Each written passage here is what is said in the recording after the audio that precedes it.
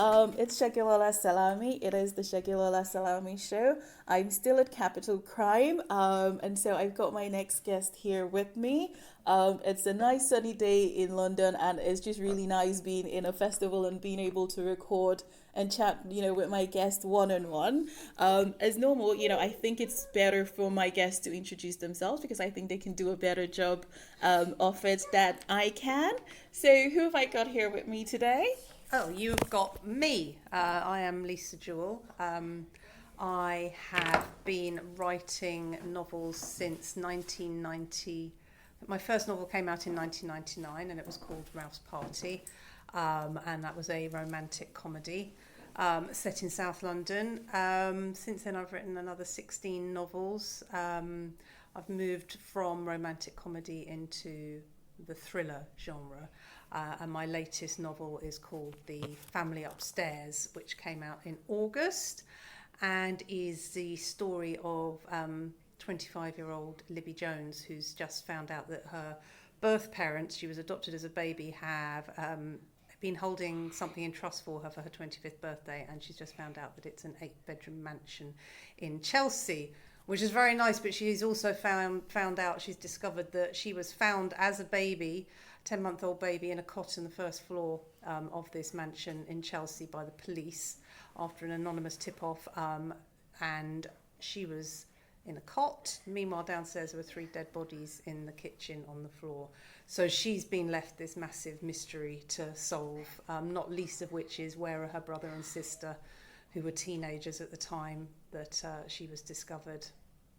Awesome! Your book sounds quite interesting. So I'm quite curious though. So you started off with romantic comedy. Yeah. When did you go into thrillers? It was kind of gradual. So obviously I started, my first book came out when I was 30. So I was kind of moving away from my youth anyway. And I couldn't keep writing these sort of very light-hearted, kind of feel-good things about flatmates and boys and girls falling in and out of love with each other. I was going...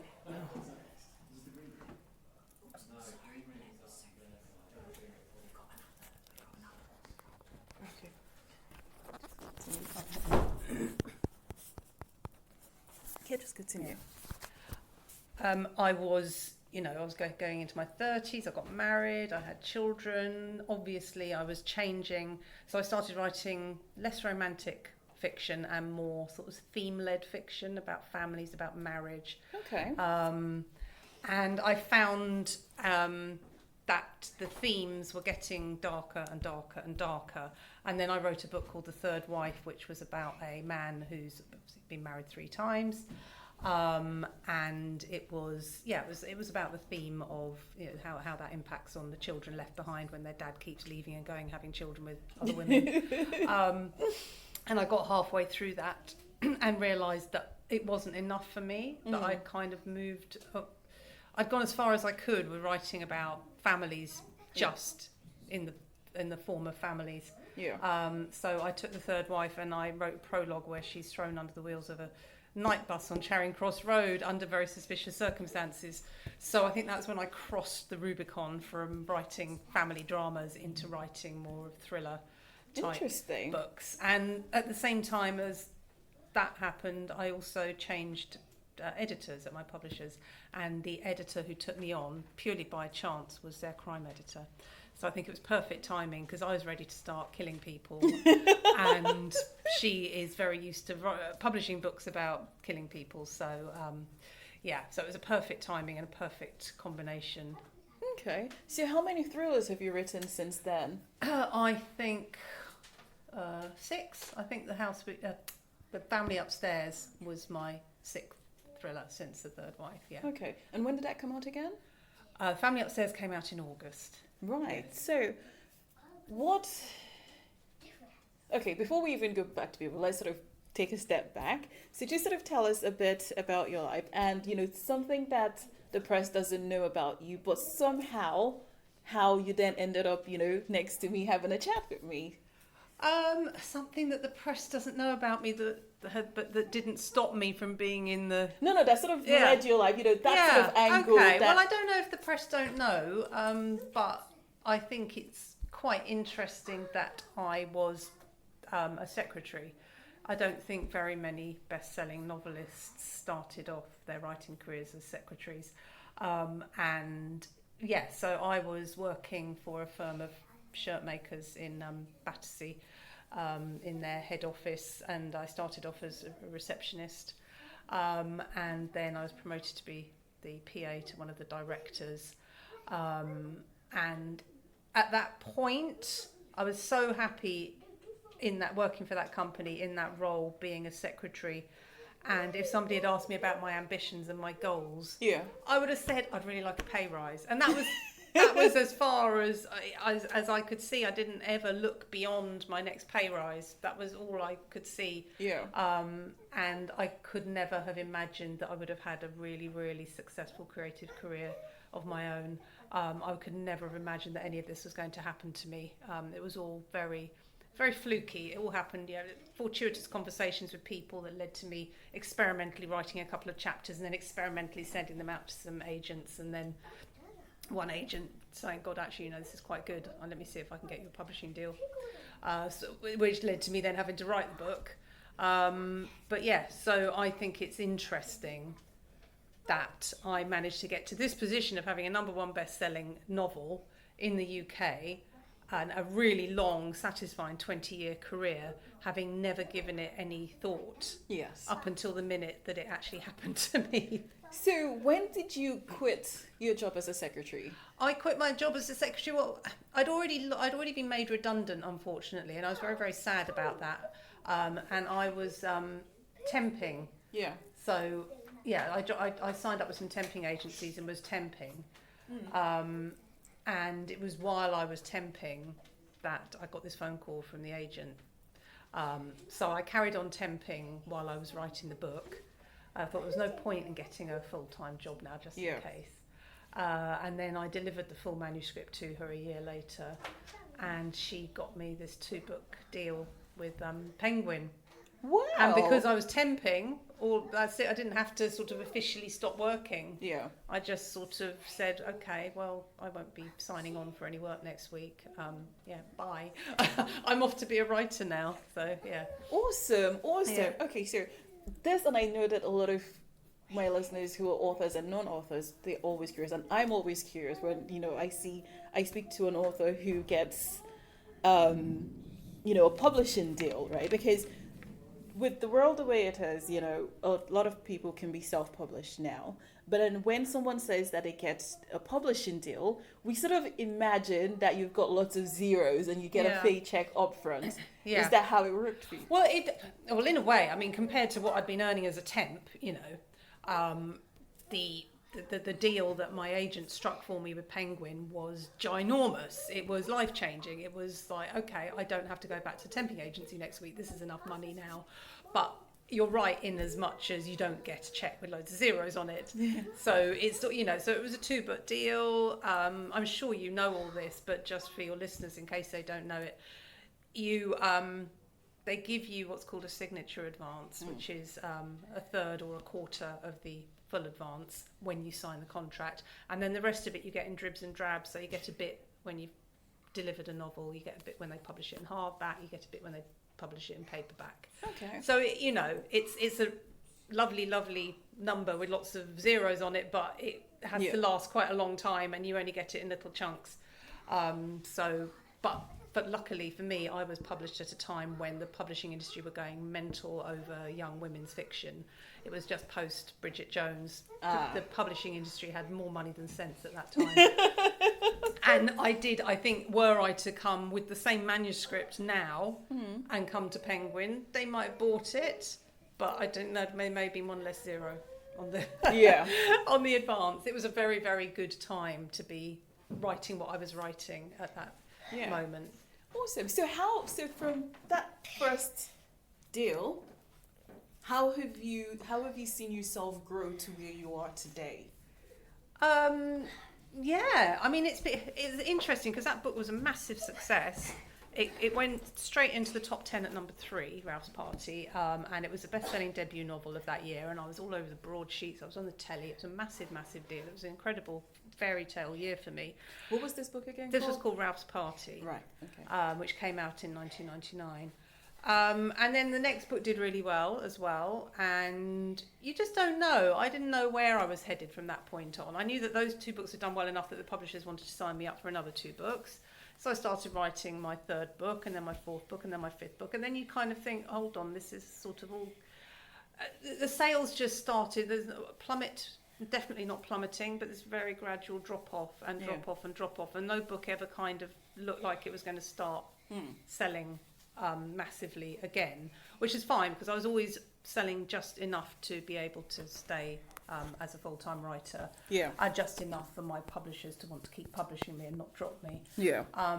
So I didn't kind of know where I would end up. I didn't know where this trajectory was taking me, and so it's been really interesting for me to suddenly, I'm 51 years old now. I don't think there are very many industries in this world where you can suddenly boom again. Your career can suddenly take off again, as mine has done with the last sort of 2 or 3 books, particularly this last one, The Family Upstairs. So so it's been this very sort of bizarre journey, and I think that's the joy of publishing. Is anybody can do anything. Any book you write can be the book, but also it's given me that time out of the sort of the treadmill of being a best-selling author, just to be able to experiment and do what I want and grow at my own pace, because there were all those years when publishers weren't jumping up and down waiting for my next novel, and were quite happy just to wait for me to do my thing. So it was nice to have that sort of breathing space. Okay, cool. So with your latest book, what inspired you to write it? It was, so I'm not one of those writers that's got like a pocketbook full of ideas. Like, what should I write my next book about? I don't know, let me get my book of ideas out. I don't have a book of ideas. I've genuinely sat down to write books before with no idea at all. Usually I have one sort of small germ of an idea, and with this one it was...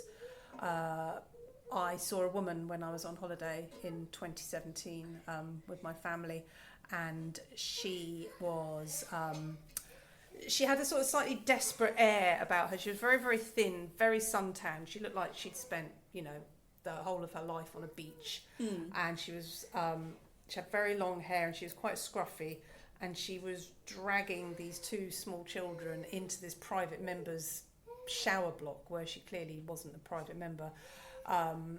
And I watched her and I thought, you're interesting. You've got some backstory going on. I don't know how you've ended up here. I don't know. For some reason, she just looked English to me. She didn't look French. I don't know what it was about her. So I immediately thought, she's escaped from England. Something's happened in England and she's ended up here, and her life is very complicated.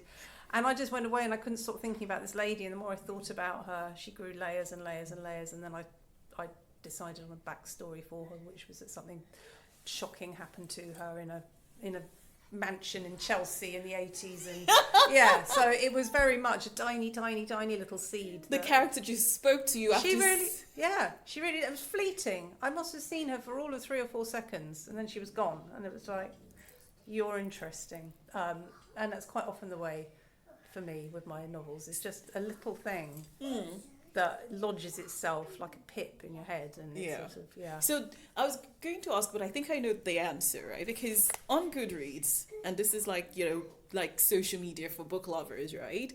Within the authors, there are 2 camps. They're the, I plan, like you said before, I plan my stories and I have, what the beginning, what the middle, what the end would be. It's all rigidly planned out. To those who, they don't plan it and they just go like, whatever the character says to me. And I think you sound to be in the camp where, whatever, I will just write what the characters tell me. Yes. So when I die and they go through my drawer of, my office drawers, you won't find any notebooks. I don't have any notebooks. I don't make any notes.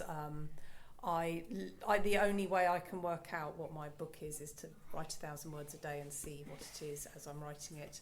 And that was very much the case with this. I had this idea of this woman escaping from a childhood trauma, and then I had to, I like to tell stories from more than one person's point of view. Okay. I always do that. So then I had to find a couple of other characters to tell the story, one of whom is the girl who's inherited this house that she escaped from, and then the other of whom is the boy who was living in the house as a child, who's telling us the story. Yeah.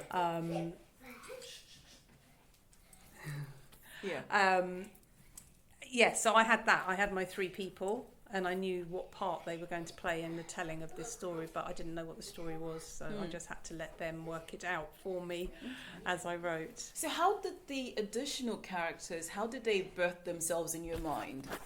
Oh, I mean, birth is an interesting word to use because childbirth is really, really, really hard. And bringing an actual real person into the world is very painful and traumatic, whereas I've always found birthing fictional characters to be the easiest part of the process. Yeah. They just, I don't know, they're there when I need them. They just show up and it's like, okay, I'll tell this story for you. And I'm like, okay, then let's do this thing. So that's not the hard bit for me at all. No, interesting you say that because you're the second author that I'm chatting with at Capital Crime, and it seems so. I think I'm going to take a tally now, right? Because I think authors, and because I write children's book, I think the way my characters go in my head is like I'm just sitting and they start telling me their story. I don't plan it. It's literally right. I'm just a typist, right? And the characters are living creatures in my head telling me this is what you need to do. And they're the directors, the producer, and they sort of call the shots. And I'm literally just the secretary, the typist, just typing what they're telling me. And I'm always afraid to say to people, oh, well, the characters are telling me what to do because I think I'm going to sound mad. Yes. Voices in my head are telling me what to write. Because I think someone's just going to be like, you know what, we need to lock her up now. She's hearing voices. Well, I've got this conflict with thrillers, you see. When I was writing romantic fiction and family dramas, I could kind of let the characters do that for me. Yeah. But now I also have to have my readers in my head who want to be thrilled, who are desperate to know what's happened, but I also can't tell them what's happened. So I'm kind of listening to the characters telling me how they want the story to go, and also thinking, oh, but the reader might not want to hear about that. It might be a bit boring because they want to just get on with the action. And so I'm balancing those things. So how do you balance it then? I don't know. I just have to. I mean, that's a good thing about the fact you don't write 24 hours a day. Is I write 1,000 words a day. It takes me about 2 to 3 hours. Yeah. And then I go off and I think, and that's when.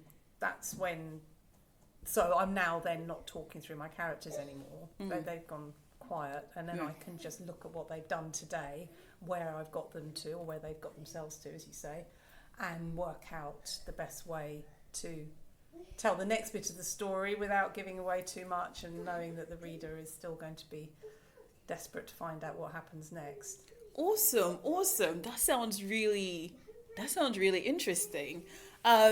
But I think we sort of coming to that point where I'm like, okay, great. Normally because of the Virgin Cafe, I would actually kick them like, yes, it's time to go now. I'm kicking you out of my cafe. But we're face to face, so I can't actually kick I don't mind. I won't take offence. No. But it's kind of like, so I always like guests to summarize what people can take away, right? So, we've had an interesting conversation. Well, I think it's interesting. And I'm very intrigued about, how a 3 to 4 second view of someone inspired you to write your latest book. So what 5 tips can you give to anyone listening to the show that they can take away? What's the takeaway from today? Right, so whatever it is, whether it's high concept, and I don't write high concept books. I'd love to write high concept books. Or it is that you've just seen someone and you think that you might like to write a story about them. You can't just sit down and hit the page running. There has to be... I kind of describe it as putting the seed of an idea into my head and keeping it, growing it for as long as I can, and to get it as big as I can before it doesn't fit inside my head anymore. Yeah. But until I get to the point of like losing control of it because it's just too big for my head, and that's when I start writing. Yeah. When I've got it to that critical size. Yeah. Because you do need some momentum when you start writing a book. And then, of course, you know, as we were talking about earlier, there's deciding who's going to tell your story. For me, it's usually obvious who one of the characters will be, because it's usually the person I've seen who's inspired it. So are you going to tell the story just from their point of view, or do you think that the story is going to need other perspectives on it, and you need to make that decision pretty early on, obviously.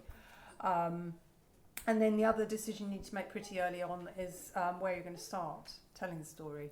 You know, I've had a couple of books where I've realised a few thousand words in that I started at the wrong place.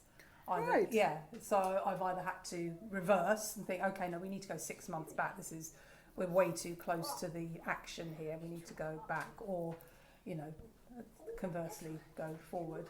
And then it's just a grueling matter of writing wherever you can in a regular. I think writing a regular amount of words every day is really important in terms of the momentum and keeping the rhythm going. For me, it's 1,000 words a day. Okay. But everybody's different. And getting yourself into a really, really boring routine is very, very helpful. I think if you've got a really exciting life and you're just trying to slot writing in, then you're going to find it really hard to focus on the rhythm of the book. I think regular writing, whether it's an hour a day or 3 hours a day, is very important. And then you just got to keep going until you finish, and then you've got something that could be a number one bestseller. You don't know what it's going to be, but you won't know. You've got nothing until you've written the last words. Yeah. Actually, now that you say that, so something just popped into my mind, right? So someone said, loads of people have said this, that it takes 10 years to become an overnight bestseller. But that didn't happen for you. No, I was an overnight bestseller. Like literally. Immediately. Yes. Yeah. So. No, I don't think that's true. Who said that? That's not true. Lots of people are overnight bestsellers. Paula Hawkins, you know, she was an overnight bestseller. It didn't take her 10 years. Because what a lot of people say is that I would think, because did you say you were a secretary before? Yeah. So probably you've got used to writing, and did you have a network of people that you could reach to? When I was writing my first book? Yes. No. I was the only person I knew who was writing a book.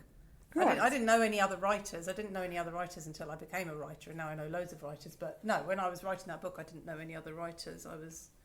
So you're literally the first overnight bestseller that is literally an overnight bestseller, because I've had chats with, overnight bestsellers, but they were working towards it for 10 years. Yeah. I see what you mean, yes, in terms of whether it's being a journalist or thinking about it or studying it or... Exactly, or networking and going and sort of building their network. Yeah. No, I literally landed as if from space. I sort of, here I am, here's my book. Yeah, yes. No, that is... I can't believe I'm the only person that's ever happened to. But this is come on my show. On your show. You're the first. First for everything. Yes, the first literal overnight. Because I've had few people who have been, bestsellers, but, it's like, I remembered one of the guys, and his mom was an author. So he was going with her to networking events and sort of building his network and sort of growing, getting people to know who he is and what he does. So when he then published his first book, he already had a following that I could say, oh, great, check out what I'm doing. Yeah. But I think, the fact that you said yours was in the 90s, when... There wasn't a network as such, you couldn't just go and infiltrate people's book launches and walk into publishers' offices and, you couldn't do that. But now you can, virtually. You can be in all these places talking to these people, as you say, and also having your own profile online as a writer, which didn't exist. Yes. You were either a writer, a published writer, or you were... not, you were in a garret somewhere, invisible. Awesome. Okay, well, if people who are listening to the show, and I'm sure they would really have enjoyed listening to you, if they wanted to connect with you, how can they do that? My favourite place on the internet is Facebook, and I do take friend requests on my private page from people on Facebook. Most of my Facebook friends are readers. I'm also on Twitter a little bit, not very much, LISA JEWELL UK. I'm on Instagram, LISA JEWELL UK. Again, I don't really chat much on Twitter or Instagram. If you want to chat with me, Facebook's the best place to do that. What's your Facebook handle? just Lisa Jewell, and then you'll see a picture of me wearing it, because lots and lots of Lisa Jewells on Facebook. You wouldn't believe how many there are in this world. That I'm the one wearing a black jacket. Okay. Yeah, there you go, looking very authorly, I think, in my profile Awesome. picture. Okay. Well, it's been an absolute pleasure. Any final words? Oh, I mean, I think if your listeners are mainly writers, as just, I don't know, feel the pain and do it anyway. I would say, just, yeah, it's not supposed to be fun, but it is the best job in the world. It is. I think it's sort of writers and book lovers and people who just like to read, and people who like discovering new books and, you know, just learning something new. So it's been an absolute pleasure having you on the show, and hopefully when your next book is out, say sometime next year, you'll probably consider coming back on the show. I'd love to. Thank you for having me. Well, ladies and gentlemen, that was Lisa Jewell. I hope you've enjoyed listening to today's episode of the Segilola Salami Show. We're still in Capital Crime, and, you know, it's been fun being at my first writing festival. So who knows? I might be doing this more often now. Well, until next time, bye now.